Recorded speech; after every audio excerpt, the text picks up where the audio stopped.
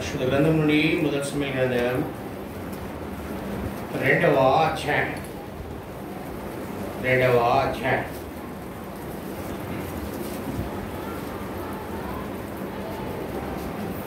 వచనాన్ని అందరూ కలిసి చదువుకుందాం. మొదటి సమయ గ్రంథం 2వ అధ్యాయం 30వ వచనాన్ని అందరూ కలిసి చదువుకుందాం. నీ ఇంటి వాళ్ళను, నీ పితరుల ఇంటి వాళ్ళను నా సన్నిధిని యాజకత్వం జరిగించుదని యెహోవా ఆజ్ఞించున్నాను. ఇప్పుడది నా మనసులకు కేవలం ప్రతికూలమైనది. ఇశ్రాయేలుడైన యెహోవా స్వీకరిస్తున్నాడు. కావున యెహోవా వాక్కు ఏదనగా, నన్ను గణపరచువారని నేను గణపరచును, నన్ను తునీకరించువారు తునీకారం పొందెదరు. అపొస్తలుడైన పౌలు కొరింథీయులకు రాసిన మొదటి పత్రిక 11వ అధ్యాయం 28వ వచనం కూడా అందరం కలిసి చదువుకుందాం. మొదటి కొరింథీయులు 11:28. కాబట్టి ప్రతి మనుషుడు తను రక్షించుకోగలను, అలాగే చేసి ఆరోగ్యతని ఆ పాత్రలో ఉంది త్రాగగలను. దేవుని యొక్క సాయం కొరకై ప్రభువైపు చూద్దాం.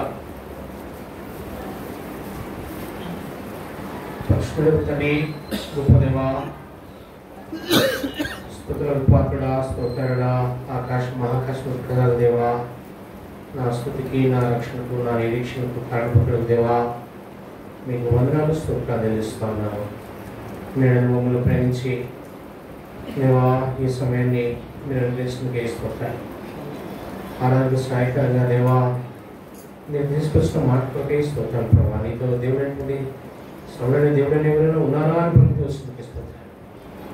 మీకు సమయం ఎవరు ఎడుతండి, మీరు నా కొరకై పరలోక సింహాసనం వదులుకొని రక్తమాంసంలో పాలివస్తులుగా చేయబడి దేవా నీ ఆధిపత్యాన్ని, నీ ఘనతను వదులుకొని దేవా నా కొరకై ఈ లోకానికి వచ్చి నా స్థానంలో నువ్వు బలిగిపోయి దేవా నీ పరిశుద్ధమైన నీ రక్తాన్ని నా కొరకై కార్చి నీ రక్తపు దేవా నీ రక్తం ద్వారా నన్ను పరిశుద్ధపరిచి పవిత్రపరిచి నీ బిడ్డగా నన్ను చేసుకోవడానికి స్తోత్రాలు. రక్షించి నాటి నుంచి దేవా నీ కాపుదలలో ఇంతవరకు ఉంచుతూ వచ్చిన స్తోత్రాలు తెలుస్తుంది. ప్రభా రక్షణ యెహోవాది అన్నట్లుగా మీ రక్షణ ఇచ్చినట్టే స్తోత్రాలు.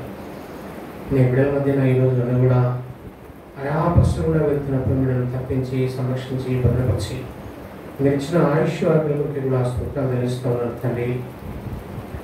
నా ఇళ్ళకు చేసిన ప్రతి ఒక్క మేలు కొరకై మిమ్మల్ని స్తుతిస్తూ ఆరాధిస్తూ నీ వైపు చూస్తూ ఉన్నాను. మీ స్తోత్రాలను బలపరచండి, రక్తాన్ని మీద పోషించండి. మాతో మీరు మాట్లాడి దేవా సరిచేసుకున్న వారమే నీ బల్లో చేయడానికి నాకు మాకు ఉపదేశమని దేవా వినగలిగిన మనస్సు, దేవా వినగలిగిన చెవిని గ్రహించుకునే మనసు మాకు దయచేయమని సమయం మీరు ఆస్తి దీవించమని యేసు క్రీస్తు వారి కృష్ణనామములో స్తుతించి ఆరాధించి ప్రార్థించడం వేడుకుంటున్నాము తండ్రి.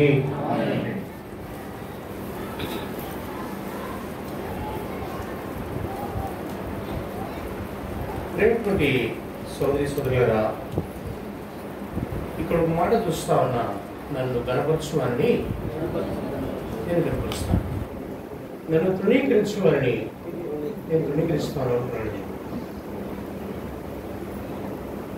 దేవుని యొక్క వాక్యంలో మనం గమనిస్తే చాలా మటుకు మనం ఏం చేస్తామంటే మనల్ని మనం గొప్ప చేసుకుంటుంటాం కదా, మనల్ని మనమే గొప్ప చేసుకుంటాం. దేవుని యొక్క వాక్యం సెలవిస్తూ ఉంది. లూకాసు వార్త 15వ అధ్యాయం 16వ వచనం చూద్దాం ఒక మాట. లూకాసు వార్త 15వ అధ్యాయం 16వ వచనం.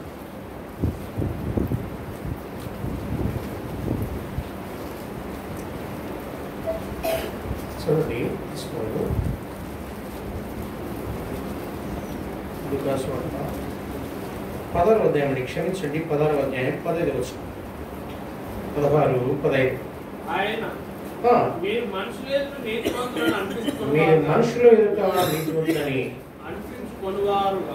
అనిపించుకునేవారు కానీ దేవుడు మీ హృదయంలో ఎరుగను. మనుషులలో ఘనంగా ఎంచుకున్నది దేవుడి దృష్టికి. మనుషుల దృష్టిలో మనం ఎలా ఉండాలని కోరుకుంటామంటే కదా, నేను ఘనంగా ఉండాలి, నా కుటుంబము ఘనంగా ఉండాలి, నేను నలుగురిలో ప్రావీణ్యత పొందాలి, నేను గొప్పవారిగా కనపడాలి, మేము కనపడాలి అనుకుంటుంటాం.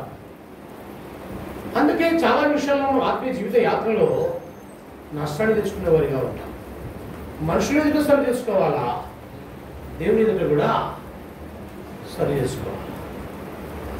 ఈ మధ్యాహ్న కాల సమయంలో ఆ బడిలో చేయవేయక ముందు మనల్ని మనం పరీక్ష చేసుకునే విధంగా నిజంగా దేవుడు కొన్ని మాటలు మనకి ఇస్తాడు. ఈరోజు చూద్దాం. అపొస్తలుల కార్యములు అంటాడు 24వ అధ్యాయం 16వ వచనం. అపొస్తలుల కార్యములు 24వ అధ్యాయం 16వ వచనం. ఈ విధముగా నేను దేవుని ఎడలను మనుషుల ఎడలను ఎల్లప్పుడూ నా మనస్సాక్షి నిర్దోషమైనదిగా ఉండునట్లు అభ్యాసం చేసుకోవచ్చు. ఎట్లుండాలంట మనుషుల ఎదుట, దేవుని ఎదుట ఎట్లుండాలంట? నిర్దోషంగా ఉన్నట్టు కదా. ఏం చేయాలంట? మనము అభ్యాసం చేసుకోవాలి. అందుకే దైవ భక్తి విషయంలో నీకు నువ్వే సాధకం చేసుకోవాలి. తిమోతి రాసిన మొదటి పత్రిక 4వ అధ్యాయం 7వ వచనం ఉంటాడు అన్నమాట. మొదటి తిమోతి 4వ అధ్యాయం 7వ వచనం. అపవిత్రమైన ముసలమ్మ ముచ్చట్లు విసర్జించి దేవ భక్తి విషయంలో నీకు నువ్వే సాధకం చేసుకోవాలి. సోదరుడా, సోదరి,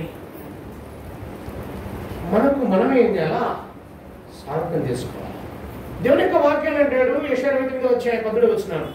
యెషయా 29:10. యెషయా 29:10. రండి. 29వ అధ్యాయం 10వ వచనం చదవండి. తీసుకోవాలి, చూడండి. ఆ దినమున చెవిటివారు క్షమించాడు. యెషయా 29వ అధ్యాయం 10వ వచనం. ప్రభు ఇలాగ సెలవిస్తున్నాడు, ఈ ప్రజలు నోటి మాటలతో నా ఎదుకు వచ్చుచున్నారు, పెదవులతో నన్ను గడపచుచున్నారు, కానీ తమ హృదయములను నాకు దూరము చేసుకొని. అమ్మ చదువు. వారు నా ఎడల చూపు భయభక్తులు మానవుల విధులను బట్టి వారు నేర్చుకున్నవి. ఎట్లున్నాయంట? మానవుల విధులను బట్టి నేర్చుకున్నామంట. వారు నా ఎడల చూపు భయభక్తులు మానవుల విధులను బట్టి నేర్చుకున్నవి. వారు పెదవులతో గనపరుస్తున్నారు, కానీ వారి హృదయం ఎలా ఉందంట? దూరంగా ఉంది. ఆరాధన చేస్తున్నా, గనపరుస్తున్నా, మన జీవితాల్లో నిజమైన మార్పు ఉందా? నిజంగా ప్రభుకి మన జీవితాల్లో మనం స్థానాన్ని ఇస్తున్నామా? ప్రభుని గనపరుస్తున్నామా? ఆయన పరిశుద్ధుడని, ఆయన నామానికి కావాల్సిన ఘనతని మనం ఆపాదిస్తున్నామా? జ్ఞాపకం చేసుకున్నా దేవుని యొక్క వాక్యంలో నుంచి. అందుకే మానవుల ఎడల పద్ధతులు అంటే విని కూడా వీరు నా ఎడల చూపు భయభక్తులు మానవుల ద్వారా నేర్చుకున్నటువంటివి. వారు పెదవులతో కనపరుస్తున్నారు, కానీ వారి హృదయం ఎలా ఉందంట? దూరంగా ఉంది. యెషయా 8వ అధ్యాయం 11వ వచనం. యెషయా 8వ అధ్యాయం 11వ వచనం.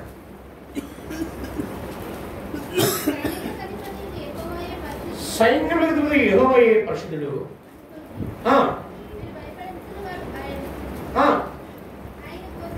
మీరు భయపడవలసిన వాడు ఆయనే. ఆయన కోసమే దిగులు పడవలను. అయితే చాలమ్మా, మనం భయపడవలసిన వాడు ఎవరంట? ఆయనకు భయపడాలి.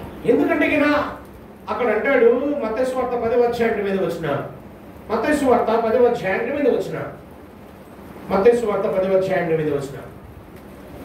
మరి ఆత్మను చంపనేరక దేహంనే చంపువారికి భయపడదు గాని అక్కడ అన్నమని చదవండి. ఆత్మను చంపనేరక దేహంనే చంపువారికి భయపడకూడదు. దేహంనే చంపువారికి భయపడకూడదు కానీ ఆత్మను దేహమును కూడా నరకంలో నశింపజేయు వానికి మిక్కిలి భయపడు.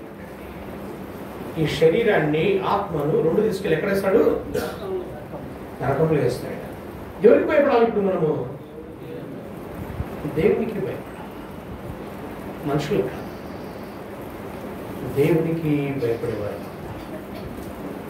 సోదరుడా సోదరి, నిజంగా భయపడుతున్నామా దేవునికి? కొంతమంది వ్యక్తుల జీవితాలు చూద్దాం, దానికి ముందు నేను చెప్పి మాటలు చెప్తా ఉన్నా, ఇంట్రడక్షన్ చెప్తా ఉన్నా. నిజంగా దేవునికి భయపడుతున్నామా? ఆత్మను దేహాన్ని తీసుకెళ్ళి లోపలేసుకోవాలి. ఆత్మకు చావులేదండి, ఆత్మకు చావులేదు. నరకం పెట్టుకోండి. అసలు 12వ అధ్యాయం 7వ వచనం అంటాడు, ఆత్మ తిరిగి దేవుని దగ్గరికి పోవాలి. దేవుని దగ్గరికి పోవాలి. దేవుని దగ్గరికి పోవాలంటే కదా ఈ లోకంలో ఉన్నప్పుడు ఏం చేయాలా? శుభ్రపరచుకోవాలి. ప్రేమ కూడా మా పద్యంలో అంటాడు, ఆత్మశుద్ధి లేని ఆచారం ఎలా, భాండ శుద్ధి లేని పాకం ఎలా. రే సోదరుడా సోదరి, ఆత్మశుద్ధి లేని ఆచారం అది ఎలా, భాండ శుద్ధి లేని పాకం ఎలా. ఈరోజు కావాల్సింది వాటికి చూస్తున్నాం కానీ ఆత్మకు లేదు. మనం ఏదైనా బయటికి వెళ్ళేసి వస్తే పాదరక్షలు అక్కడే వదులుతాము, అక్కడ కాళ్ళు కట్టుకుంటాము, ఇంట్లోకి లోపలికి వెళ్ళిపోతాము. అయితే మన ఆత్మ కూడా శుద్ధి కావాలని దేవుడు అంటాం. కొంతమంది వ్యక్తుల యొక్క జీవితాలు మనం చూద్దాం. ఇక్కడ చూస్తున్నాం, నన్ను గనపరచు అని నేను గనపరుస్తాను. ఇక్కడ ఒక వ్యక్తి కనిపిస్తున్నాడు. ఎవరైనా చదువుకున్న భాగంలో మనం చూస్తే చూడండి, దేవుని యొక్క వాక్యంలో చూస్తా ఉన్నాం. 2వ అధ్యాయం ఇక్కడ ఎవరు కనిపిస్తా ఉన్నారు? ఏలీ కుమారులు కనిపిస్తా ఉన్నారు. ఏలీ కుమారులు చేసినటువంటి పాపం ఏదంటే దేవుని మందిరానికి వచ్చే వాళ్ళతో ఏం చేస్తున్నారు? వీళ్ళు క్షీణిస్తా ఉన్నారు, పాపం చేస్తా ఉన్నారు. అనేక సార్లు వారిని హెచ్చరించినట్టుగా చూస్తా ఉన్నా, కానీ తన పిల్లలకి ఎక్కువ ఆధిక్యత ఇచ్చినట్టుగా చూస్తా ఉన్నా. అందుకే ఇక్కడ మాట్లాడబడుతుంది చూడండి, 29వ వచనం, 2వ అధ్యాయం 29వ వచనం. నా నివాస స్థలమునకు నేను నిర్ణయించిన బలి నైవేద్యములు మీరేదో తృణీకరించుచున్నారు. మిమ్మల్ని ప్రోవబెట్టుకున్నట్టుకై నా జనులకు ఇశ్రాయేలు చేయు నైవేద్యములో శ్రేష్ఠ భాగమును పడుకొనొచ్చు. నాకంటే నీ కుమారులు నువ్వు గొప్ప. సోదరుడా సోదరి, మనం జ్ఞాపకం పెట్టుకుందాం. తనకంటే కుమారుడు ఏం చేస్తున్నాడు? గొప్ప చేస్తున్నాడు. అందుకు ఈ సందర్భంలో అంటున్నాడు, హెచ్చరించాల్సింది, దండించాల్సింది చేయలేదు. హెచ్చరించాల్సిన సమయంలో హెచ్చరించబడిన పిల్లలు చెడిపోయేవారిగా ఉంటున్నారు. ఆ సమయంలో తండ్రి ప్రేమ కాబట్టి ఆయన ఏం చేస్తాడంటే వాడిని గద్దించలేకపోతే చివరికి ఏమైపోయింది?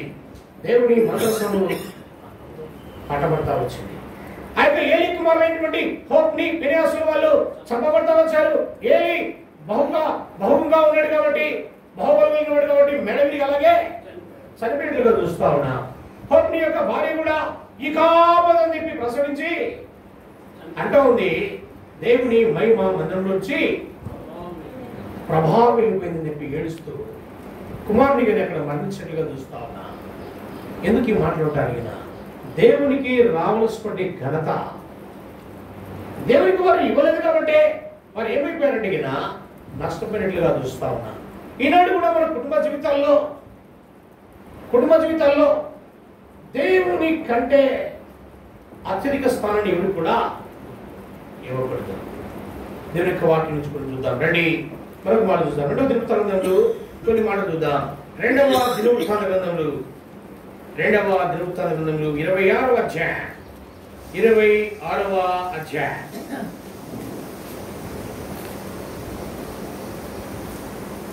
4వ వచనం 4-5 వచనం చదవండి. ఆయన తన తండ్రి అయిన అమజ్య చరిత్ర ప్రకారము యెహోవా దృష్టికి యథార్థంగా ప్రవర్తించాడు. దేవుని ప్రత్యక్ష విస్తృతమందు తెలివి కలిగిన జకర్యాను అతను దేవుడే ఆశ్రయించాడు. అతడు యెహోవాను ఆశ్రయించిన కాలము దేవుడు అతని వర్ధిల్లా. ఉజ్జియా నుంచి ఇక్కడ రాయబడతాం. ఉజ్జియా ఏడారంభించినప్పుడు 10వ వచనం అయితే అతడు స్థిరపడిన తర్వాత మనస్సున గర్వించి చెడిపోయాను. అతడు ధూపపీఠ మీద ధూపం వేటకై యెహోవా మందిరంలో ప్రవేశించి తన దేవుడైన యెహోవా మీద ద్రోహం చేయగా యాజకుడైన అజర్యాయు అతనితో కూడా ధైర్యవంతులైన యెహోవా యాజకులు రాజుని ఎదిరించి ఉజ్జియా యెహోవాకు ధూపం వేట ప్రతిష్ఠింపబడిన అహరోను సంతతి వారైన యాజకుల పనియే గాని నీ పని కాదు. పరిశుద్ధ స్థలం నుండి బయటికి వెళ్ళము. నువ్వు ద్రోహం చేస్తున్నావు. ఇది నీకు ఘనత కలిగింది. ప్రియ సోదరుడా సోదరి మాట్లాడుతుందా? రాజు అనుకున్నాడు. ఎప్పుడైతే రాజు దేవునికి దాసుడిగా ఉన్నాడో, దేవుని దగ్గర నమ్మకంగా ఉన్నాడు, ఆయన ఆశ్రయించబడ్డాడు, స్థిరపరచబడ్డాడు, సింహాసనం ఆశ్రయించబడింది, సింహాసనం దీవించబడింది, ఘనత వచ్చింది, పేరు వచ్చింది. అయితే ఎవరుకున్నాడు? ఎవరు చేయాల్సిన పని వారు ఎవరుకున్నాడు? నేను రాజు కదా, I can do anything without permission of the God. సేవకులు దక్కర్లేదు, నాకు ఎవరు దక్కర్లేదు, ఆ దేవుడు దక్కర్లేదు, ఐ కెన్ డూ ఎనీథింగ్, నేను ఏదైనా చేయగలుగుతాను అనుకున్నాడు. ఆ యొక్క ధూపం వేయడానికి ఎక్కడికి విన్నాడు? ధూపం వేసే పని ఎవరిది? యాజకుడి. యాజకుల స్థానాన్ని కూడా ఆయన తీసుకున్నాడు. అక్షయం వచ్చేసింది, గర్వం వచ్చేసింది లోపల. ఈనాడు కూడా దేవుని సంఘాల్లో దయతో ఏమనుకోకండి, నియమింపబడిన పరిస్థితికి మీరైనా నేనైనా మీరైనా దేవుడు చెప్పాడా ఆ పని చేస్తగినా అది నీకు నీ కుటుంబానికి ఆశీర్వాదం. అది ఘనత కాదు నిత్యంగా వినుకున్నాడా? వినుకోలేదు. లోపలికి వినాడు, ధూపం వేయడానికి వినాడు, నష్టపోతా వచ్చాడు. ఏమైపోయింది? కుష్ఠరోగం వచ్చినట్లుగా చూస్తా ఉన్నా. బ్రతుకు దినాలన్నీ కూడా బయట ఉన్నాడు. ఈ స్థితికి ఎందుకు పోయినాడండి? ఈయన నియమింపబడని పని. ఈ పని ఎవరు చేయాలి? యాజకులు చేయాలి. మొదటి దినవృత్తాంత గ్రంథంలో 6వ అధ్యాయం 49వ వచనం. మొదటి దినవృత్తాంత గ్రంథంలో 6వ అధ్యాయం 49వ వచనం. మొదటి దినవృత్తాంత గ్రంథంలో 6వ అధ్యాయం 49వ వచనం. అయితే అహరోను అతని సంతతి వారును దహన బలిపీఠం మీదను ధూపపీఠం మీదను ధూపం వేయచ్చు. అతి పరిశుద్ధ స్థలము పని అంతటిని జరుపుచున్నవని దేవుని సేవకుడైన మోషే ఆజ్ఞాపించిన ఆజ్ఞ అంతటి చొప్పున ఇశ్రాయేలు నిమిత్తము ప్రాయశ్చిత్తము చేర్చుడవలని వారికి నిర్ణయం. ఎవరు చేయాలి పని? యాజకులు చేయాలి. యాజకులు చేయాల్సిన పని ఏం చేస్తున్నాడు? ఇతను చేస్తున్నాడు. విజయరాజు చేస్తున్నాడు. రాజని ధైర్యంతో ముందుకు పోతున్నాడు. గర్వించిన వాడిగా ఉంటున్నాడు. సింహాసనం స్థిరపరచబడింది. ఈనాడు కూడా దేవుని మందిరాల్లో లేనప్పుడు ఎలా ఉంటామంటే కామ్గా ఉంటాం. అన్ని కలిగాయనుకోండి, ఇంకా దొరకమన్నా ఏమనుకున్నావు? నేను ఏమనుకున్నావు? నా స్టేటస్ ఏమనుకున్నావు? నా చదువు ఏమనుకున్నావు? నా తాత ఏమనుకున్నావు? నా సమాజంలో నా పేరు ప్రబడి ఏమనుకున్నావు? నా యొక్క పలుకుబడి ఏమనుకున్నావు? లోపల ఏమొస్తాయి? గర్వం వస్తుంది. గర్వానికి నాశానికి ముందు గర్వం నడుస్తుంది. ఘనతకు ముందు ఏముంటుంది? వినయం ఉంటుంది. జాగ్రత్త. గర్విస్తున్నావా? యాజకులు చేయాల్సిన పని యాజకులు చేయాలి. లాక్కోవద్దు. కొంతమంది లాక్కునే వాళ్ళు కూడా ఉన్నారు. ఇష్టం తీసుకోండి, తప్పలేదు, కానీ లాక్కోకండి, గుంజుకోకండి. ఈ ఆత్మీయ క్షేమానికి అది మంచిది కాదు. లేవికాండం 10వ అధ్యాయం మొదటి వచనం. లేవికాండం 10వ అధ్యాయం మొదటి వచనం. లేవికాండం 10వ అధ్యాయం మొదటి వచనం. అహరోను కుమారుడైన నాదాబు అబీహులు తమ తమ ధూపార్తులు తీసుకొని వాటిలో నిప్పు నుంచి వాటి మీద ధూపద్రవ్యం వేసి యెహోవా తమకు ఆజ్ఞాపింపని పని వేరొక అగ్నిని ఆయన సన్నిధికి తేగా యెహోవా సన్నిధి నుండి అగ్ని బయలుదేరి వారిని ఎవరు తెలుసా వాళ్ళు? అహరోను యొక్క కుమారుడు, యాజకుని యొక్క పిల్లలు. మా నాన్న యాజకుడు కదా, పెద్దాం అనుకున్నారు. నియమింపబడని పని జ్ఞాపకం పెట్టుకోండి. అది చిన్నదైనా పెద్దదైనా, వాక్యపరచనైనా, పాటలు పాడదైనా, దేవుని మందిరాలు ఏదైనా దేవుని యాజకుడు చెప్పినప్పుడు అది మీరు చేస్తే అది మీకు ఆశీర్వాదం. చెప్పని పని జోలికి మాత్రము ఒకటి ఆత్మీయంగా చెప్తున్నాను. జరుగుతున్న మాట నష్టాన్ని తెచ్చుకుంటావు, శాపాన్ని తెచ్చుకుంటావు, కుటుంబము మేలు కోల్పోయే వారిగా ఉంటాం. దైతాపం చేయకండి. నియమింపబడని పని జోలికి అహరోను కుమారులు కూడా వారు యాజకులే, వారు ప్రతిష్ఠితుడిన వారు, వారు దేవుని కొరకై ప్రతిష్ఠితుడిన వారు, వారు నియమింపబడిన వారు. అయితే వారు అన్ని ఆజ్ఞలు వారు తీసుకుని వెళ్ళి దేవుడు నియమింపబడిన పని వారు చేసి అక్కడే కాల్చివేయబడతా వచ్చిన. జాగ్రత్త, నీ జీవితంలో నియమింపబడిన జరుగుతున్నావా? ప్రభు అంటున్నాడు, ఆయన గణపరచడం నేర్చుకున్నా, ఆయన గణపరచడం నేర్చుకున్నా. రండి మరో మాట కదా, దానియేలు గ్రంథం రండి, దయతో రండి. దానియేలు గ్రంథం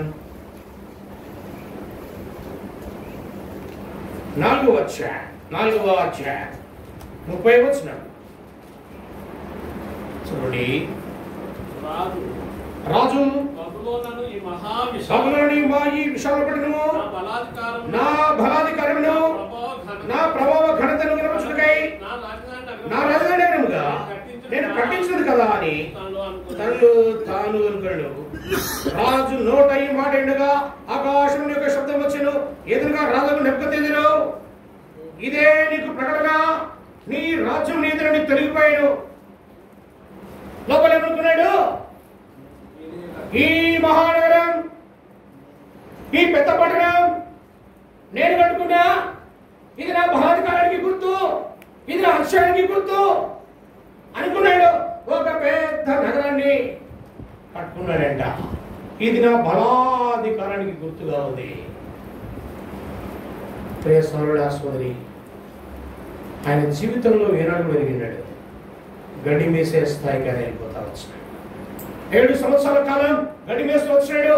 ఆ తర్వాత తిరిగి దేవుని గుర్తున్నాడు. ఆయన మహాగణుడని, ఆయన మహోన్నతుడని ఆయన గుర్తులతో వచ్చాడు. ఎవరు నిలబెడతాడో వారిని నిలబెడతాడు, ఎవరిని పడగొడతాడో వారిని పడగొడతాడని చెప్పి తెలుసుకున్నాడు. 7 సంవత్సరాల తర్వాత తెలుసుకుని ఆయన ఈ లోకాన్ని మళ్ళీ తిరిగి క్షమించబడినట్లుగా చూస్తా ఉన్నా. మనం కూడా చాలా మంది అనుకుంటా ఉంటాం, చాలా మంది కూడా జీవితాల్లో అనుకుంటుంటాం. దేవుని యొక్క వాక్యంలో ఆ మాట రాస్తున్నాడు చూడండి, అవి నిరంతరం నిలుస్తాయి అనుకుంటారంట చాలా మంది. చాలా మంది పెద్ద పెద్ద భవనాలు కట్టుకుంటుంటారు. ఎన్నికల దగ్గర బ్రదర్ చూసారా, ఇదంతా మందిరండి. ఇక్కడ దాకా కొంతమంది, ఇంకా ఇదంతా మందిరండి. ఈ పొలాలన్నీ మనమేనండి. సోదరుడా సోదరి, కీర్తన 49 వచ్చాయి 11 వచ్చిన. కీర్తన 49 వచ్చాయి 11 వచ్చిన. వారు తమ ఆస్తిని తను విడిచిపెట్టుదురు, తమ ఇల్లు నిరంతరం నిలుచుననియు, తమ నివాసము తననుండియు వారు అనుకుందురు. తమ భూములకు తమ పేర్లు పెట్టుదురు. ప్రియ సోదరుడా సోదరి, జాగ్రత్త. దీనికి వాక్యం ఉంది. ఆయన నిరంతరం నిలుస్తారనుకుంటారు, వాటికి పేర్లు పెట్టుకుంటారు, ఇది నాదని పేరు పెట్టుకుంటారు. అయితే ఒకరోజు వాళ్ళని కూడా విడవలసిందే. ప్రియ సోదరుడా సోదరి, దేవుని యొక్క వాక్యం సెలవిస్తా ఉంది. వారు పేర్లు పెట్టుకుంటారంట, ఇవి తరతరాలు ఉంటాయి అనుకుంటారంట. అందుకే కీర్తనలో అంటాడు, 47వ అధ్యాయంలో యెహోవా ఇల్లు కట్టించినట్లుగా అటువారి ప్రయాసము వ్యర్థమంటాడు. దేవుడు సెలవిస్తూ ఉన్నాడు, అయితే ఆయన మర్చిపోరాదు. 28:29 వచ్చాయి 5వ వచనం. 28:29 5వ వచనం. 28:29 అధ్యాయం 5వ వచనం. ఇల్లు కట్టించుకొని వాటిలో నివసించుడి, తోటలు నాటి వాటి పొలములు అనుభవించుడి, పెళ్లిళ్ళు చేసుకొని కుమారులను కుమార్తెలు కనుడి, అక్కడ ఏమీ మీకు తక్కువ లేకుండా అభివృద్ధి పొందుటకై వారి కుమారులను కుమార్తెలను మీ కుమారులకు పెళ్లి చేయండి, కుమార్తెలకు పురుషులు సంపాదించండి.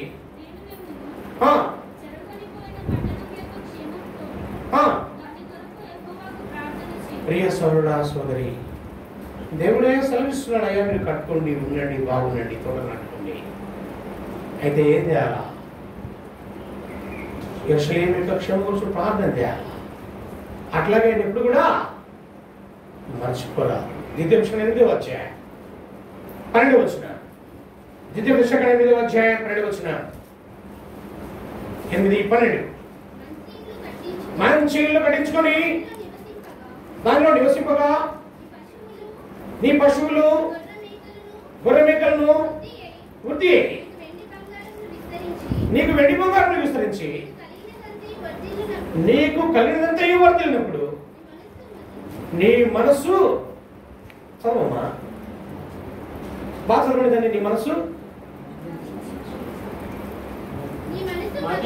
మధించి గర్వించని అంటే కోపడ్డని దాంట్లో నీ మనస్సు మధించి దాసుల గృహమైన ఐగుప్తు దేశంలో నుండి నిన్ను రప్పించిన నీ దేవుడైన యెహోవాను ఇబ్బంది చేస్తారు. మంచి ఇల్లు కట్టించుకుంటారు, పెద్ద పెద్ద భవనాలు కట్టించుకుంటారు, ఇచ్చిన దేవుని మర్చిపోతారు. జాగ్రత్త. అదే అధ్యాయం 18 వచనం. కాగా నీ దేవుడైన యెహోవాను జ్ఞాపకం చేసుకున్నవాళ్ళు ఏలైనగా దాని పితరులతో ప్రమాణం చేసినట్లు తన నిబంధనను నేటి వరకు స్థాపింపవాలని భాగ్యం సంపాదించుకున్నట్టు మీకు సామర్థ్యం కలిగేవాడు. సోదరుడా సోదరి, జ్ఞాపకం పెట్టుకోండి, దేవుడు నీకు ఏది ఇచ్చినా దాంట్లో గర్వపడకండి. దేని విషయంలో కూడా అతిశయించకండి. ప్రభువుని అతిశయించండి.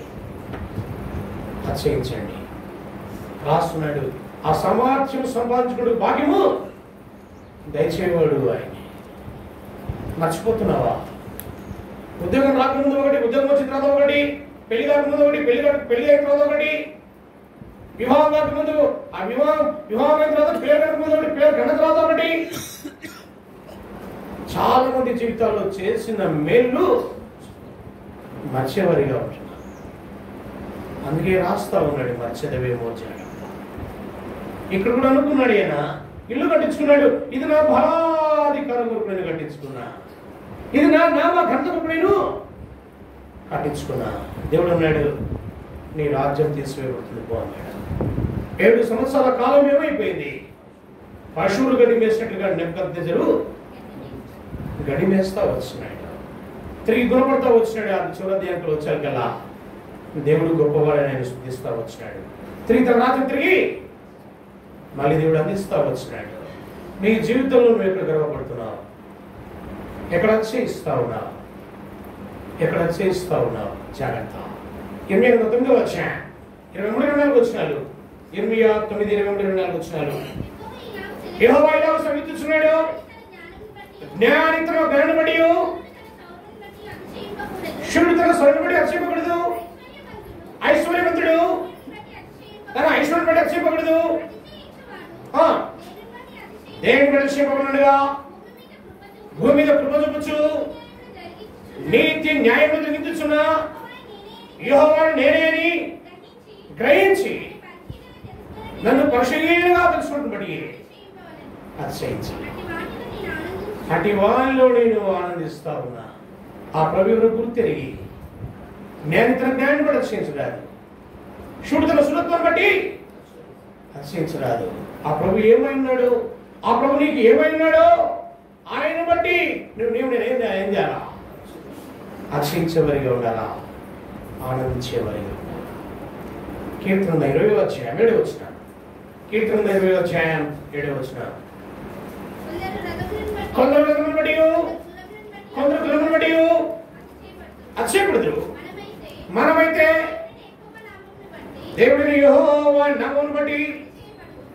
ప్రియ సోదరుడా సోదరి, దేవుడు సెలవిస్తూ ఉన్నాడు, ఆయన నామాన్ని బట్టి నువ్వు ఏం చేయాలా? అతిశయపడాలి. గుర్రాలను బట్టి అతిశయించాలి.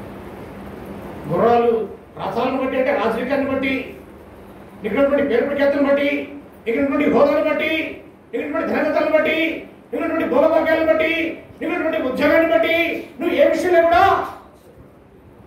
అతిశయపడవు. జాగ్రత్త. అతిశయపడ్డావా? Then will be start down trodden in your life. ఇంకా పతనం స్టార్ట్ అవుతుంది. ఎప్పుడైతే అతిశయపడతావో అప్పుడు స్టార్ట్ అవుతుంది. లూకాసు వార్త 14వ అధ్యాయం 11వ వచనం. లూకాసు వార్త 14వ అధ్యాయం 11వ వచనం. లూకాసు వార్త 14వ అధ్యాయం 11వ వచనం. తను తాను హెచ్చించుకున్నవాడు తగ్గింపబడును. తాను తగ్గించుకున్నవాడు. హెచ్చించుకుంటున్నావా? నువ్వు తగ్గింపబడతావు.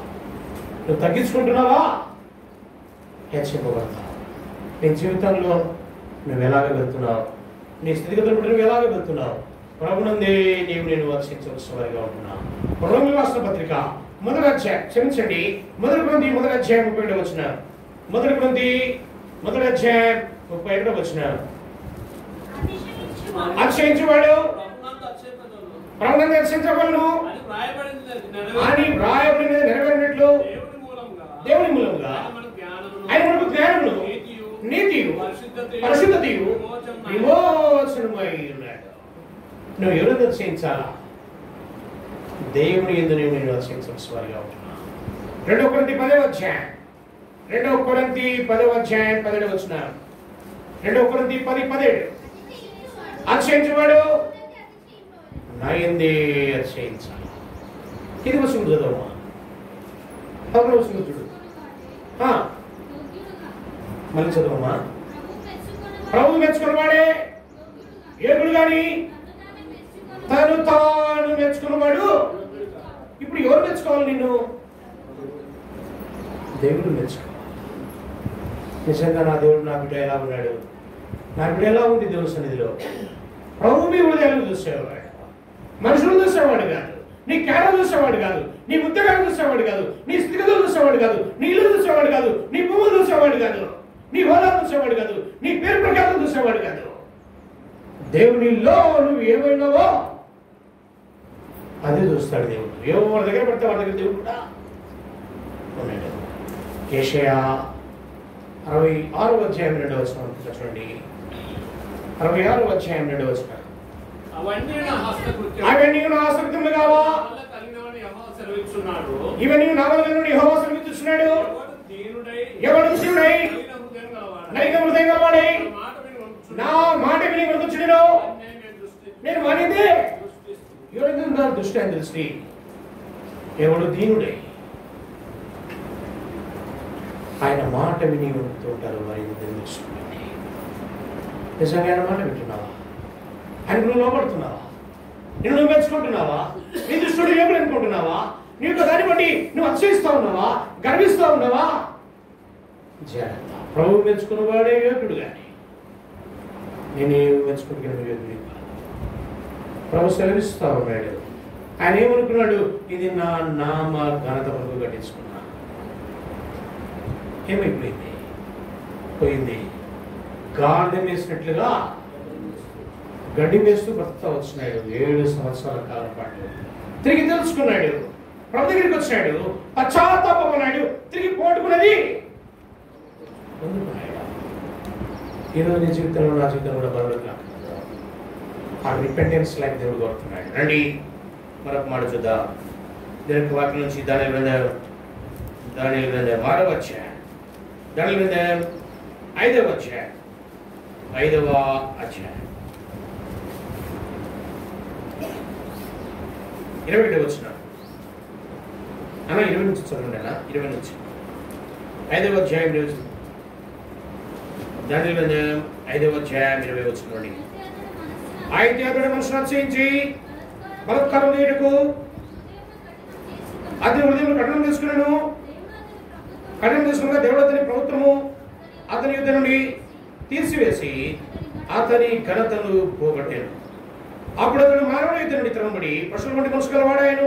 మహోన్నతుడు దేవుడు మానవుల రాజ్యంలో ఏల్చు ఎవరిని స్థాపింపగలడో వారిని స్థాపించడని అతడు తెలుసుకున్న వరకు అతడు అడవి గాడిదల మధ్య నివసించు పశువుల వలె గడ్డి వేయచ్చు. ఆకాశం మంచు చేత తడిసిన శరీరం గలవాడాయను. ఇప్పుడు కిందికి రండి, మరొక మాట చదవండి. 23 వచ్చిన బెల్షస్సరు అతని కుమారులకు నీవు ఈ సంగతి ఎందుకు ఎరుగనియు నీ మనసును అంచుకొనక పరలోకమందున ప్రభు మీద నువ్వు హెచ్చించుకోండివి. ఎట్లనగా నీవు నుండి ఎదుపతులు నీ రాణులను నీ ఉపపత్తుల్లో దేవుని ఆలయ సంబంధము ఉపకరణంలో ద్రాక్షారసం పోసి త్రాగవలని వాటిని తెచ్చించుకుని వాటితో త్రాగుచ్చు చూడలేను, వినలేను, గ్రహింపలేను చేతగాని వెండి బంగారు ఇత్తడి ఇనుము కర్ర రాయి అని వాటితో చేయబడిన దేవతను స్తుతించింది గాని నీ ప్రాణంలో నీ సకల మార్గంలో ఏ దేవుని వశంలో ఆయన నువ్వు ఒక రకంగా ఏం చేస్తున్నాడు, తండ్రి ఎలా చేస్తున్నాడు కదా, తండ్రి గురించి చెప్తున్నాడు. మళ్ళీ తిరిగి కొడుకు గురించి చెప్తున్నాడు. కొడుకు ఏమైపోయినాడు, భార్య పిల్లలు వారితో పాటు వారితో కూడా ఏం చేశాడు, దేవుని ఉపకరణాల్లో మద్యం తాగినాడు. అవి ప్రతిష్ఠితమైనటువంటివి, వాళ్ళకు గుర్తురగలేదు. బెల్షస్సరు మీ డాడీ ఇలా తగ్గింది కదా, నువ్వేనా బాగున్నావు అంటే అతను కూడా ఏం చేస్తున్నాడు, దేవుని ఉపకరణాలు వాటిలో ఏం చేస్తున్నాడు, మధ్య తాగుతా వచ్చాడు. వెంటనే దేవుడు అన్నాడు, దేవుడు నీ విషయంలో లెక్క చూస్తా వచ్చినాడు. కాబట్టి త్రాసులు చూస్తున్నాడు. ఇక్కడ అంటున్నాడు వాక్యభావనగా మీనేనుగా దేవుడు నీ ప్రభుత్వ విషయంలో లెక్క చూచి దాన్ని ముగించాను. టెకేలనుగా ఆయనను త్రాసులో చూడగా నీవు తక్కువగా కనబడితివి. కనీసంగా నీ రాజ్యం నీ ఎదురు విభాగింపబడి మాదిలకును పార్షికులను ఈవిడ 30 వచనం. ఆ రాత్రి అందే కల్దీల రాజు బెల్షస్సరు సోదరుడా సోదరి ఎలా ఉన్నారు? దేవుని ఉపకరణాల్ని పవిత్రంగా పరిశుద్ధంగా పాటించవలసిన వాడు ఏమైపోయినాడు, అపవిత్రతకు దాన్ని వాడతా వచ్చినాడు. ఆ కారణంగా ఆయన హతుడైపోతా వచ్చినాడు, ప్రభుత్వం కోల్పోతా వచ్చినాడు. ప్రభుత్వం కూడా మీద ఆయన చంపబడతా వచ్చినాడు. ఈరోజు నీ జీవితంలో నువ్వు ఎలా ఉన్నావు? లెక్కదిద్దలా ఉన్నావా? బెల్షస్సర్లా ఉన్నావా? ఉజ్జియాలా ఉన్నావా? రండి మనకు మాట చూద్దాం. 2వ దినవృత్తాంతములు 2వ దినవృత్తాంత గ్రంథములు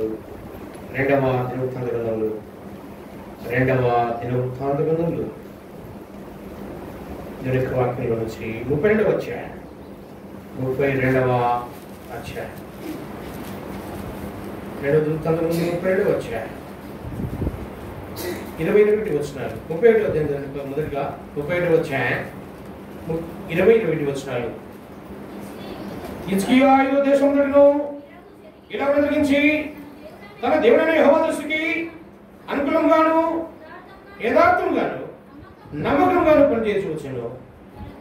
తన దేవుని ఆశీస్సులకై దేవుని మందిర సేవ విషయమదేమి, ధర్మశాస్త్ర విషయమదేమి, ధర్మమందిర విషయమదేమి తాను ఆరంభించిన ప్రతి పని అతడు హృదయపూర్వకంగా జరిగించి వర్ధిల్లేను. 32వ అధ్యాయం 23వ వచనం. 32-23 అనేక యెరూషలేములో యెహోవా కర్పణలను యూదా రాజు హిజ్కియాకు కానుకలు తెచ్చించిరి. అందువల్ల అతడు అప్పటి నుండి సకల జన్మ దృష్టికి ఘనత నొందినవాడు. 25వ వచనం. అయితే హిజ్కియా మనసు గర్వించి తనకు చేయబడిన మేలుకు తగినట్లు ప్రవర్తింపనందున అతని మీదికి యూదా యెరూషలేములో వారి మీదికి కోపం రాలి.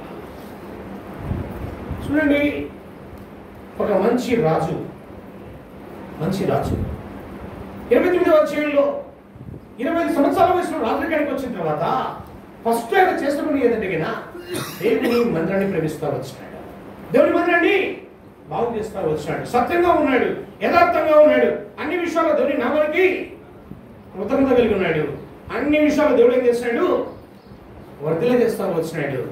ఆ వర్ధిల్లిన తర్వాత ఏమొచ్చేసింది, లోపల గర్వం వచ్చేసింది. ఈరోజు కూడా దేవుని మందిరాల్లో నీకు ఏదైనా తలాంతులు ఇస్తే నా తలాంతులో దేవుడి నిజంగా నేను ఆస్వాదిస్తే ఏమొస్తుంది లోపల? చాలా మంది అంటుంటారు, బ్రదర్ నేను లేకుంటే ఎవరు లేరు బ్రదర్, సంఘమే లేదు బ్రదర్, పాటలు పాడేది నేనే బ్రదర్, వాయిద్యాలు కొట్టేది నేనే బ్రదర్, వాక్యం చేసేది నేనే బ్రదర్, సువార్త చెప్పేది నేనే బ్రదర్, సామాన్లు పరిచేది నేనే బ్రదర్, బలపరిచేది నేనే బ్రదర్, నేను లేకుంటే మందిరమే లేదు బ్రదర్. సోదరుడా సోదరి జాగ్రత్త, అలాగెప్పుడు అనుకో నీ స్థానంలో మరొక వ్యక్తి వస్తాడు కావాలి. అతిశయించొద్దు, నువ్వు ఏమైనావో అది దేవుని కృపని అతిశయించంటాడు అపొస్తలుడు పౌలు. ఈనాడు నువ్వు ఏమైనావో, నీ కుటుంబం ఏమైందో, నీకు ఇచ్చిన తలాంతులు ఏమైనాయో అది దేవుని కృప అని చెప్పి దేవుని మందిరంలో సంతోషించు. నువ్వు గర్వించావా, నీ పత్రం అప్పుడే స్టార్ట్ అవుతుంది. ఏరియా ఒక మాట అన్నాడు 8వ అధ్యాయంలో, చదవాల్సిన లేదు కానీ నేను ఒక్కడినే మిగిలానయ్యా అన్నాడు. నేను ఒక్కడినే మిగిలాను ప్రభు అన్నాడు. వెంటనే ప్రభు అన్నాడు, నీలాంటి వాళ్ళు ఇంకా చాలా మంది ఉన్నారయ్యా, ఇప్పుడు నువ్వు ఏం చేయాలా, ఎలీషాను పోయి అభిషేకించుకో అన్నాడు. అయితే మరణం చూడకుండా ఏదైనా కొనుక్కున్నట్టుగా చూస్తా ఉన్నా. దేవుని మందిరాల్లో అనుకుంటుంటాం చాలా, బ్రదర్ నేను లేకుండా చేసేవాడలేదు బ్రదర్, ఇంకా అది చేస్తున్నావా, గర్విస్తున్నావా, దేవుడు నీ స్థానంలో మరొక వ్యక్తిని లేపుతాడు. జాగ్రత్త, నీకు ఇచ్చిన తలాంతులు, నీకు ఇచ్చిన బాధ్యతలు పొగడుకోవద్దు. అన్ని విషయాలు ఎలా ఉండాలి దేవుని మందిరంలో? 101 వచ్చాయి కీర్తన 101 అని, కీర్తన 101 వచ్చాయి ఆలోచన. నా యందు నివసించినట్లు నమ్మకస్తులైన వారిని నిర్దోష మార్గమందు నడుచువారు నాకు పరిచారకులై ఉంటారు. నిర్దోష మార్గంలో ఉన్నావా, నమ్మకంగా ఉన్నావా? సోదరుడా సోదరి, నీకు ఇచ్చిన పనులు నమ్మకంగా ఉండు. నమ్మకం వాడికి మెండైనా దీవెనలు ఉన్నాయి దీని యొక్క వాక్యంలో. నమ్మకంగా నీ పనులు చేస్తున్నావా, నీ బాధ్యతలు ఉంటున్నావా? జకర్యా 3వ అధ్యాయం 7వ వచనం, జకర్యా 3వ అధ్యాయం 7వ వచనం, జకర్యా 3:7. సైన్యములకు యెహోవా సెలవిచ్చినదేమనగా, నా మార్గములో నడుచుచు నేను నీకు అప్పగించిన దాన్ని భద్రంగా గైకొన్నడేలా నా మందిరం మీద అధికారివై నా ఆవరణలు కాపాడుకోబడదు. మరియు ఇక్కడ నిలబడి వారికి కలిగినట్లు నా సన్నిధి నిలుచు భాగ్యం నీకు. ఎందుకు కోరుకుంటావు అనవసరంగా? నీ తలాంతులు, నీ పరిచర్య దేవుని మందిరంలో నీకు ఇచ్చిందని నువ్వు అతిశయించావు అనుకో, నువ్వు కోల్పోయేవాడుగా ఉంటావు. ఎప్పుడు అతిశయించకండి. దేవా నువ్వు ఇచ్చిన పనిని బట్టి అతిశయిస్తున్నాను, నువ్వు నాయన ఉన్నదాన్ని బట్టి అతిశయిస్తావు. నువ్వు ఇచ్చిన తలాంతులు బట్టి నేను చేస్తాను ప్రభా, నువ్వు నాయన చూపిస్తున్న కృపను ఏది చేస్తాను ప్రభా. నేను ఏ పాటి వాడు అనుకుంటున్నావా? స్వరుడా సోదరి జాగ్రత్త.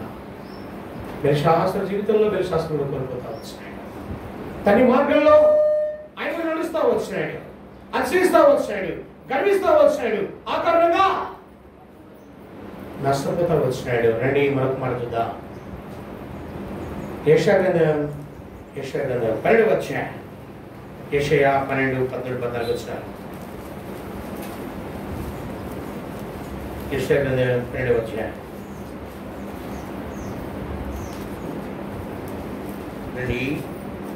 క్షమించండి 14వ అధ్యాయం 12వ వచనం. తేజో నక్షత్రమా వేగొచ్చుక నీ వెంట్ల ఆకాశముని పృథివీ జనములు పడగొట్టిన నీవు నేల మడుగేట్లు నరకబడితివి. నేను ఆకాశం ఎక్కిపోయేదను. దేవుని నక్షత్రములు పైగా నా సింహాసనం హెచ్చించుదును. ఉత్తర దిక్కున్న సభా పర్వతం మీద కూర్చుందును. మేఘమండలం మీదకి ఎక్కుదును. మహోన్నతుడు నన్ను సవారిగా చేసుకుందును. ఆయన మనుషులు అనుకుంటుంది కదా, నీవు పాతాళమునకు నరకంలో ఒక మూలకు భయపడితివే. నేను చూచువారు నేను నిదానించి చూచుచు ఇట్లు తలపోయేదురు. భూమిని కంపింపజేసి రాజ్యమును వణికించిన వాడు ఇతడైనా. లోకమును అడవిగా చేసి దాని పటమును పాడు చేసిన వాడు ఎవరైనా లూసిఫర్. దేవునితో కూడా ఉండాలనుకున్నాడు. మేఘమండలం పైన ఆ యొక్క పీఠాన్ని వేసుకోవాలనుకున్నాడు. దేవుడితో సమానంగా తను తాను చూసుకోవాలనుకున్నాడు. వెంటనే ఏం చేస్తాడు దేవుడు? క్రిందికి పడదు వస్తా వచ్చున్నాడు. నీ జీవితంలో అలా ఉందా? దేవునితో కూడా సమానంగా ఎంచుకుంటా వచ్చున్నాడు. యేసు గ్రంథం 28వ అధ్యాయం, యేసు గ్రంథం 28వ అధ్యాయం 28వ అధ్యాయం 14వ వచనం 14వ వచనం దేవుని తోట యందు ఏదెల్లో నీవు ఉంటివి. 14వ వచనం అభిషేకం పొందిన కెరూబై ఒక ఆసనంగా నీవు ఉంటివి. అలాగే నేను నియమించితిని. దేవునికి ప్రతిష్ఠింపబడిన ప్రభుత్వం మీద నీవు ఉంటివి. నీవు నియమింపబడిన 15వ వచనం నీవు నియమింపబడిన దినం మొదలుకొని పాపముని యందు కనబడే వరకు ప్రభుత్వం విషయంలో నువ్వు యథార్థవంతుడుగా ఉంటివి. 17వ వచనం నీ సౌందర్యం చూసుకొని నువ్వు గర్వించిన వాడివి. నీ తేజస్సు చూసుకొని నీ జ్ఞానం ఎదుర్కొంటివి. కావున నేను నిన్ను నేల పడవేసేదను. రాజులు చూచుండగా నిన్ను హేళనకు అప్పగించెదను. నీవు అన్యాయంగా వర్తను జరిగించి కలగజేసుకొని విస్తార దేశం చేత నువ్వు నీ పరిశుద్ధ స్థలమును చెప్పుకుంటే కనుక నీలో నుండి నేను అగ్ని పుట్టించెదను. అది నేను కాల్చివేయను. జనులందరూ చూచుండగా దేశము మీద నిన్ను బూడిదగా జనుల్లో నుండి ఎరిగిన వారందరూ నిన్ను గురించి ఆశ్చర్యపడదురు. నువ్వు బొత్తిగా నాశనమై వీటికి కారణముగా. ఏదైనా తోటలో ఉన్నాడు, కెరువుల మధ్యలో ఉన్నాడు, ఘనత ఉంది, అన్ని ఏం చేస్తున్నాడు? పోగొట్టుకున్నాడు. లోపల కారణం ఏంటి? సౌందర్యాన్ని చూసుకున్నాడంట కదా. ఇళ్ళ పిల్లలు కూడా చాలా మంది మనం వెళ్తే అర్థం ముందుకు వెళ్తే చాలా మంది బయటికి రాదు. అట్లా తిప్పి ఇట్లా తిప్పి అట్లా చూసి ఓ అమ్మా పెళ్లి టైంలో చూడాలి. అమ్మా టైం అవుతుందమ్మా అంటే ఉన్నాడు కదా. ఒక బ్యూటీ పార్లర్ నుంచి ఒకరిని తెచ్చుకోవడము, వాళ్ళకి ముస్తాబు చేయించుకోవడము, టైం అంతా 2 గంటలు అక్కడే. వాక్యానికి చోటు ఇవ్వాల్సింది కొనిచ్చి మర్చిపోతా ఉన్నావు. దేవుని మందిర విషయంలో మర్చిపోతున్నా. అవి మాత్రం మర్చిపో. అందుకే నేను అంటాడు 28 వచ్చిన 32 వచ్చిన 28 32 అధ్యాయం 32 వచ్చిన 28 అధ్యాయం 32 వచ్చిన కన్యక తన ఆభరణం మర్చిన నా ప్రజలు లెక్కలేనన్ని దినములను అవి మర్చిపోం కదా. చాలా మంది దేవుని మందిరానికి కూడా అంతే అండి. దేవుని సేవకులు చెప్తా ఉంటారు, అన్న ఈ టైంకి రండి, అమ్మాయి టైంకి రండి, అప్పుడు వస్తూ ఉంటా. నిజంగా దేవుని మందిరాన్ని ప్రేమిస్తున్నావా? వెనుక వాక్యంలో 84 వచ్చింది, దేవుని ఆవరణలో ఒక్క కూడా విధుల కంటే శ్రేష్టమైంది. దావీదు భక్తుడు అంటున్నాడు, అయ్యా నీ నివాస స్థలములు కీర్తన 22వ అధ్యాయం 8వ వచనం, కీర్తన 28 కీర్తన 22వ అధ్యాయం 8వ వచనం, కీర్తన 22వ అధ్యాయం 8వ వచనం చూడండి. 26వ అధ్యాయం 8వ వచనం, యెహోవా నీ నివాస మందిరములో నీ తేజమై నిలుచు స్థలములు నేను ప్రేమిస్తా ఉన్నా. నిజంగా ప్రేమిస్తా ఉన్నావా? కీర్తన 22వ అధ్యాయం 4వ వచనం, కీర్తన 22వ అధ్యాయం 4వ వచనం, కీర్తన 24 యెహోవాతో వరం అడిగితిని దానిని వెతుకుచున్నాను. యెహోవా ప్రసన్నత చూచుటకును ఆయన ఆలయంలో ధ్యానించుటకును నా జీవిత కాలమంతయు నేను యెహోవా మందిరంలో నివసింపవలసిన. ఒక బిజీ మ్యాన్, ఒక రాజు అంటున్నాడు, ఒక వరం అడుగుతున్నాడు, ప్రభా నా బ్రతుకు దినాలన్నీ కూడా నీ మందిరంలోనే ఉండాలని ఇష్టపడుతున్నాను. ఆశ ఉందా? 49వ అధ్యాయం 8వ వచనం, నీ నిలుగుచిన ఆసక్తి నన్ను భక్షిస్తూ ఉంది. ఆమోస్ గ్రంథం 6వ అధ్యాయం సియోనులో నిర్విచారంగా ఉన్న వారికి శ్రమ అంటున్నాడు. దేవుని మందిరంలో ఏం పట్టించుకోకుండా, దేవుని మందిరం గురించి పట్టించుకోకుండా ఉంటే కదా అది శ్రమ. యెషయా 50 అధ్యాయం 14 వచ్చినారు. యెషయా 50 14 వచ్చారు. త్వరగా రండి. యెషయా 50 అధ్యాయం 14 వచ్చినారు. యెషయా 50 14 వచ్చారు. నా విశ్రాంతిని వ్యాపారం చేయగయో నాకు ప్రతిష్ఠిత దినమని నువ్వు ఉరుకుడు విశ్రాంతి మనోరమైననియో యెహోవాకు ప్రతిష్ఠిత దినమనియో అనుకొని దాన్ని గడువుగా ఆచరించి నీకు ఇష్టమైన పనులు చేయగయో వ్యాపారం చేయగయో లోకమాతలు చెప్పుకునేలా నీవు యెహోవా యందు ఆనందించదు. దేశం యొక్క ఉన్నత స్థలముల మీద నేను ఎక్కించాను. ఎందుకు ఆ స్థాయికి మనం పోలేకపోతున్నామంటే కదా దేవుని మందిరానికి ఇవ్వాల్సిన ఇంపార్టెన్స్ ఇవ్వడం లేదు. అంటున్నాడు నా విశ్రాంతి నువ్వు ఘనమని దాన్ని ఘనంగా ఆశించేలా దేశం యొక్క స్థానంలో నీవు నీ పిల్లలు ఉంటారంటున్నాడు. ఎన్నిసార్లు చెప్తుంటారు సేవకులు, బ్రదర్ రండి, టానికి రండి, టానికి రండి. పాటలు కూడా అయిపోయింటాయి, 3 పాటలు అయిపోయింటాయి. ఇంకా కొంతమంది వర్తమానం కూడా అయిపోయింది. మొదటి వర్తమానం కూడా అయిపోయింది. 2వ వర్తమానంలో వస్తూ ఉంటారు అమ్మగారు, అయ్యగారు. అందుకే మన కుటుంబాల్లో నెమ్మది లేదు. ఈరోజు ఎలాగున్నావు సర్వనాశనం? ఇక్కడ మనం చూస్తా ఉన్నాం దేవుని నామాలు కూర్చుంటే ఘనత ఇస్తున్నావా? ఇక్కడ సముద్రాన్ని చూసుకున్నాడంట, చెరిపేసుకున్నాడు, ఆధిపత్యం కోల్పోతా వచ్చాడు, దేవుని సదిలో ఉంటా వచ్చాడు. చాలా మంది విశ్వాసులే దేవుని సదిలో ఉంటారు. క్యాడర్స్ ఇస్తాను దేవుని మందిరానికి వస్తారు. ఇవ్వకుండా దేవుని మందిరానికి మన ఆలోచన దేని మీద ఉంది? కీర్తన 131 వచ్చాయి. మొదటి 2 వచ్చారు. త్వరగా రండి. కీర్తన 131 మొదటి 2 వచ్చినారు. యెహోవా నా హృదయం అహంకారం ఉంది కాదు, నా కన్నులు మీద చూసినే కాదు, నాకు అందనవాటి ఏంటండు, గొప్పవాటి ఏంటండు నేను అభ్యాసం తెచ్చుకోలేదు. నేను నా ప్రాణమును నిమ్మలపరుచుకున్నాను. సముదాయించినట్లు ఉందా నీ మనసు? ఉందా? గొప్పవాటి ఎందు ఆలోచన. బ్రదర్ నాకు పదవి ఇస్తే దేవుని మందిరానికి వస్తా, లేకుంటే నేను రానండి. హృదయాన్ని నిమ్మలించుకుంటున్నావా? దేవుని నామంలో చెప్తున్నా, హృదయాన్ని సముదాయించుకుంటున్నావా? నిమ్మలించుకుంటున్నావా? గంటలు కొడుతున్నావా? ఏం కొడుకుంటున్నావు దేవుని సన్నిధిలో?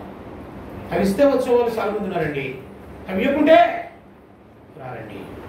8:45 అధ్యాయం 5 వచ్చిన 8:45 అధ్యాయం 5 వచ్చిన 8:45 నీ నిమిత్తము గొప్పవాటి వెతుకుచున్నావా? వెతకవద్దు. నేను సర్వశరీరుల మీదకి కీడు రప్పించుచున్నాను. అయితే నీ వెలు స్థలములన్నిటిలో దోపుడు సొమ్ము దొరికినట్లుగా నీ ప్రాణం నీకు ఇస్తా ఉన్నాను. గొప్పవాటి ఎందుకు మనసు పెట్టుకుంటున్నావా? గొప్పవాటి ఎందు ఆ దుష్టుడు ఏం చేస్తాడు? సైతాన్ ఏం చేసినాడు? మనసు పెడతా వచ్చినాడు. ఏమైపోయినాడు? పడవే పెడతా వచ్చినాడు. పాతాళంలో దేవుడు దాన్ని బంధించడానికి దేవునితో ఉన్నాడు, ఏదంలో ఉన్నాడు, కెరువుల మధ్య ఉన్నాడు. లోపల ఏమో చేసింది? అక్షయం వచ్చింది. మహోన్నతితో సమానంగా నేను సీట్ చేసుకుంటా. ఈరోజు నువ్వు ఎలాగ ఆలోచిస్తున్నావు? నీ ఆత్మీయ జీవిత యాత్రలో ఏం ఆలోచిస్తున్నావు? అందుకే జీవితంలో నష్టపోతున్నాం, కుటుంబాల్లో నష్టపోతున్నాం, కుటుంబాల్లో నెమ్మది లేదు, కుటుంబాల్లో సంతోషం లేదు. నువ్వు గొప్పవాటి ఏందో అతిశయిస్తున్నావేమో, గొప్పవాటి కావాలని అందరివాటి ఏందో ఆలోచిస్తూ ఆత్మీయ జీవితంలో అహంకారంతో ఉంటూ నష్టం తెచ్చుకుంటున్నావేమో. జాగ్రత్త.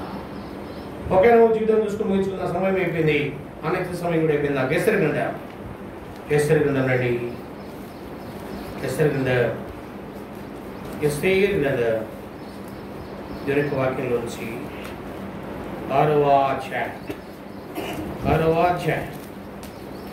6వ వచనం. రాజు గణపతిని అపేక్షించడానికి ఏమి చేయాలని రాజుతున్నాడుగా హామాను నన్ను కాక మరి ఎవరిని రాజు గణపరచునని తను అనుకుని రాజుతో ఇట్లనెను, రాజు గణపరచున రక్షించడానికి చేయదగినదిగా రాజు ధరించుకున్న రాజు వస్త్రములు, రాజు యొక్క గుర్రములు, రాజు తల మీద ఉంచుకున్న రాజు కిరీటములు ఒకటి తీసుకుని రాగా రాజు యొక్క అధిపతుల్లో ఒకడు ఆ వస్త్రములను ఆ గుర్రమును పట్టుకుని రాజు గణపరచును అపేక్షించడానికి ఆ వస్త్రము ధరింపజేసి ఆ గుర్రం మీద అతన్ని ఎక్కించి రాజు వీధిలో అతన్ని నడిపించు రాజు గణపరచును అపేక్షించడానికి ఈ ప్రకారం చేతుడు అతని మీద ఇతనిలో మొదలు ఏముంది, ఇతనికి క్యాడర్ అన్నమాట. ఒక మంచి స్థానంలో ఉన్నాడు. ఏం చేయాలి అతనికి? ఇచ్చా. యూదుల పని ఏదంటే కింద యూదులు ఎవరికి ఏం చేయాలంట? 3వ అధ్యాయం రండి, 3వ అధ్యాయం 5వ వచనం చేస్తారు కింద. 3వ అధ్యాయం 5వ వచనం. మొర్దెకై వంగయి నమస్కరింపకయునుట హామాను చూసినప్పుడు బహుగా కోపగించి. చూడండి, ఇతను నమస్కారం చేయాల, నమస్కారం చేయాలి. యూదుల లక్షణం కాదండి. యూదులు ఎవరు కూడా తల ఉంచారు. ఇప్పుడు కూడా యెరూషలేములో వాళ్ళు నిజంగా గమనిస్తగిన యూదులు ఏ ఒక్కరికి కూడా వాళ్ళు సెట్ చేయరు, దేవునికి తప్ప. ఇప్పటికంతే వాళ్ళు అటువంటి వ్యక్తిత్వం వాళ్ళది యూదులది. ఎవరికి తల ఉంచారు? చావడానికైనా సిద్ధమే కానీ తల ఉంచారు వాళ్ళు. ఈయన తల ఉంచలేదు, నమస్కారం చేయలేదు, కోపమన్నాడు, చంపాలనుకున్నాడు, ప్రయత్నం చేసినాడు. 50 అడుగుల ఉరిపోయా తయారు చేసినాడు. ఎవరుకున్నాడు? ఇంకా ఎవరున్నారు ఈ మందిరంలో? ఎవరున్నారు ఈ యొక్క ఆశ్రమంలో? ఎవరున్నారు? నేను తప్ప. కనపరిస్తే నన్నే కనపరచాలా? అదే ఆ గంట నాకే రావాలనుకున్నాడు అని ఎట్లా చేయాలని అడిగితే ఒక సలహా ఏమవుతా వచ్చినాడంటే ఆ సలహా ఇవేనే ఇస్తా వచ్చినాడు. రాజు గుర్రం ఎక్కియాలా, రాజు వస్త్రాలు దింపజేయాలా, ఒకటి ముందు చాటించుకుంటూ పోవాలా. ఒకానొక సందర్భంలో మొర్దెకై వారిని కాపాడినట్లుగా అదే అధ్యాయంలో ఉంది. గుర్తు చేసుకున్నాడు, జ్ఞాపకం చేసుకొని ఆ వ్యక్తికి మనం కనపరచాలనుకున్నాడు. మొర్దెకై విషయంలో ఆ రాత్రంతా కూడా రాజుకు నిద్ర పట్టలేదు. అతన్ని కనపరచాలనుకున్నాడు. ఇతరేమనుకున్నాడు? నేను అనుకున్నాడు. పోయినాడు. ఎక్కడైతే ఎవరైతే చంపాలనుకున్నాడో, ఎక్కడైతే ఉరికొయ్య మీద ఎక్కించాలనుకున్నాడు, అదే ఉరికొయ్య మీద ప్రియ సోదరుడా సోదరి, గలతీ పత్రిక 6వ అధ్యాయం 7వ వచనం. గలతీ పత్రిక 6వ అధ్యాయం 7వ వచనం. మోసపోకుడి, దేవుడు వెక్కిరింపబడడు, మనుషుడు ఏమి విత్తును ఆ పంటనే కోస్తావు. నువ్వు ఏది విత్తుతున్నావో అదే పంట కోస్తావు అనుకున్నాడు. ఇది నాకు కదా అనుకున్నాడు. ఇంకా ఎవరు కనపరుస్తున్నాడు? ఈ ఇక్కడ నేనే కదా ఉండేది, ఈ సంస్థానంలో నేనే కదా ఒక మంచి క్యాడర్లో ఉండేది. ఆ గంట నాకే అనుకున్నాడు. గెలవిగుతా వచ్చినాడు. ఏమైపోయింది? ఏ ఉరికోయ అయితే తయారు చేస్తూ వచ్చినాడు అదే ఉరికోయ మీద ఎలాంటిపడ్డాడు. అలా భార్య అంటా ఉంది. నిజంగా ఈనాడు కూడా చాలా మంది ప్రేమటువంటి సోదరులారా ఒక మాట సెలవిస్తా ఉన్నాను. చూడండి దేవుని యొక్క వాక్యంలో అక్కడ ముందనేది ఆవిడ ముందేమంటుందంటే 5వ అధ్యాయం 14 వచ్చినాడు. అయితే మొర్దెకై రాజకుమారుడు కూర్చున్నట నేను చూసినంత కాలము ఆ పదవి వల్ల నాకు ప్రయోజనం లేదని అతడు చెప్పగా అతని భార్య అయిన జెరషును అతని స్నేహితులందరూ 50 ముళ్ళ ఎత్తుగల ఒక ఉరికొయ్య చేయించు దాని మీద మొర్దెకై గుర్తింపబడినట్లు రేపు నీవు రాజుతో మనవి చేయము. తర్వాత నువ్వు సంతోషంగా రాజుతో కూడా విందుకు పొదువని అతనితో సిద్ధం చేస్తున్నాడు. అక్కడ ఎవరున్నారు? భార్య కూడా ఉంది. అయితే ఒక సందర్భంలో ఒక మాట అంటుంది ఆవిడ. చూడండి, అదే 6వ అధ్యాయం 12వ వచనం.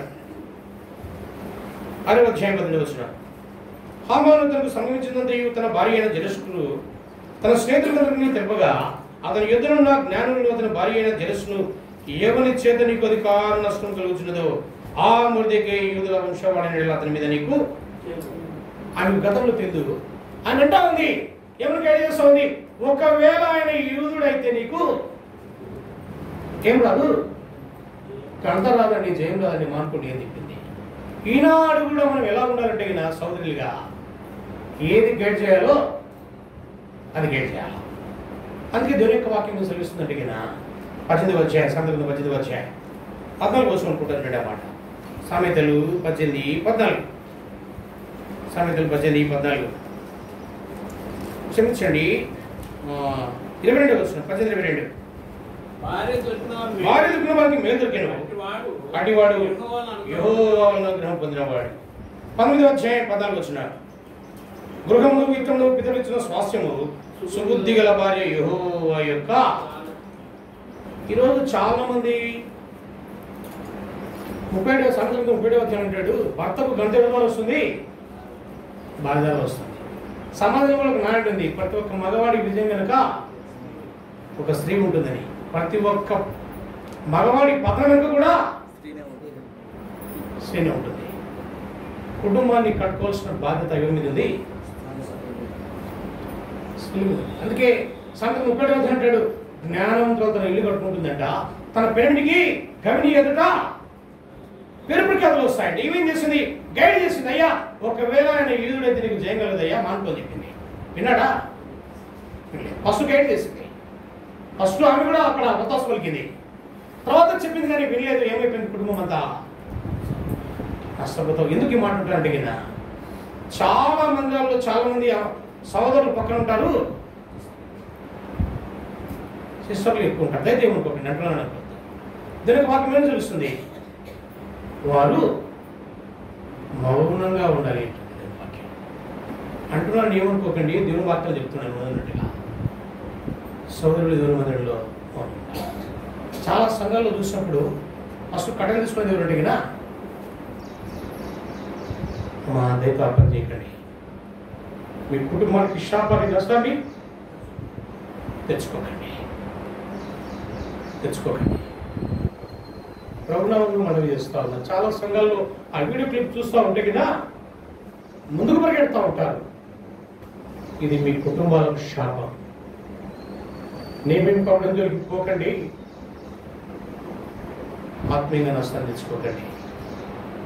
జనసు చక్కగా గైడ్ చేసింది కానీ వీళ్ళ చక్కగా గైడ్ చేసేవారిగా ఉండాలి. కుటుంబాన్ని కట్టుకోవాల్సిన బాధ్యత మీ మీద ఉంది. స్త్రీ మౌనంగా ఉండాల్సిందే కానీ దీనికి వాక్యం సెలవిస్తూ ఉంది, లోబడి ఉండాలని సెలవిస్తూ ఉంది. నేను ఆ మాటలు చెప్పలేదు కానీ సందర్భం కాదు. కానీ సోదరులారా ఎట్లున్నా ఉజ్జియా ఏం చేస్తున్నాడు? గర్వించి ముందుకు పోయినాడు, నష్టపోతా వచ్చినాడు. బ్రతుకు దినాలన్నీ కూడా పుస్తకం తెచ్చుకున్నాడు. నెబుకద్నెజరు ఏం చేస్తున్నాడు? గర్వించి నెబుకద్నెజరు గర్విస్తూ వచ్చినాడు. 7 సంవత్సరాల పాటు గాడిదలాగా గడివేస్తూ వచ్చినాడు. తిరిగి సమకూర్చమన్నాడు ఆయన, ఆ తర్వాత మనం చూస్తే హిజ్కియా జీవితంలో హిజ్కియా గర్వించినాడు. ఏమొచ్చింది? యెషయా 35 మీకు చదివించలేదు, నా బాగులు తక్కువ దాక్కుంటూ వెళ్ళిపోయినాను, చదవాల్సిన పడలేదు. కానీ 35 వచనంలో మరణకరమైన రోగం రాగా దేవుని పాదాలు పట్టుకున్నాడు, క్షమించమని అడిగినాడు. దేవుడు తిరిగి ఆయన ఆయుష్కాల దినాన్ని పొడిగిస్తా వచ్చినాడు, గర్వించినాడు. నీలో గర్వం ఉందా? బెల్షాషాడు ఆ యొక్క పాత్రలు దేవుని స్థలంలో వాడబడినటువంటి పాత్రల్లో మధ్యాహ్నం జీవిస్తూ వచ్చినాడు. ఆ రోజు రాత్రి ఆయన హతం చేయబడతా వచ్చినాడు. దుష్టుడైనటువంటి సాతాను దేవునితో కూడా సమానంగా ఉంటాననుకుంది. ఏమైపోయింది? పడిపోతా వచ్చింది. నువ్వు ఎక్కడ అతిశయిస్తా ఉన్నావు? ఎక్కడ గర్విస్తున్నావు? నీకున్న దాన్ని బట్టి, నీ అందాన్ని బట్టి, నీ భోగభాగ్యాన్ని బట్టి, నీ చదువును బట్టి, నీ పేరు ప్రఖ్యాతను బట్టి, నీ ధనతను బట్టి, నీ ఉద్యోగాన్ని బట్టి గర్విస్తున్నావేమో. నువ్వు ఎప్పుడైతే గర్విస్తావో అప్పుడు నీ పతనం స్టార్ట్ అవుతుంది. జగన్ 9వ ఈ రాజు నీతిపడిన దేవుడును గాడిద మీద వస్తా ఉన్నాడు. మత్తయి రాసిన సువార్త 11వ అధ్యాయం 28వ వచనంలో రాయబడతా ఉంది, ఆయన సాత్వికుడు, దినమనస్కుల వాడు, ఆయన యుద్ధం మీరు నేర్చుకున్నట్టున్నాడు. సోదరుడా సోదరి, ఆ ప్రవైపు చూస్తా ఆయన ఎంతగా తగ్గించుకున్నాడు. శిలువ మరణం పొందినంతగా ఆయన తగ్గించుకున్నాడు. నీ కొరకైనా ప్రతి విషయంలో ప్రవైపు చూస్తాం. ఎవ్రీ 12 ప్రకారం 12 మొదటి విషయం ప్రకారం ఆ ప్రవైపు చూస్తూ ముందుకెళ్దా. ఇంకా నీ శరీరంలో నీ ఆత్మీయ జీవిత యాత్రలో ఆ గర్వం ఉందా? అతిశయం ఉందా? నువ్వు దేని బట్టి కనిపిస్తున్నావో యథార్థంగా ప్రభు దగ్గర ఒప్పుకొని ఆయన బళ్ళు వచ్చేయడానికి ఇష్టపడదాం. ప్రభు అంటున్నాడు, నా ఎందుకు వచ్చేవాడు ఎంత మాత్రము దోషమైన అంటున్నాడు, క్షమించాలని క్షమించండి. యథార్థంగా ప్రభు దగ్గర ఒప్పుకున్న వారమై ఆయన బళ్ళు చేసి ఆయన కృపకు, ఆయన ఆశీర్వాదాలకు, ఆయన దీవెనలకు మనము మన కుటుంబాలని సిద్ధపరచుకుందాం. అలా అందరూ మనకు సాయం చేయను గాక.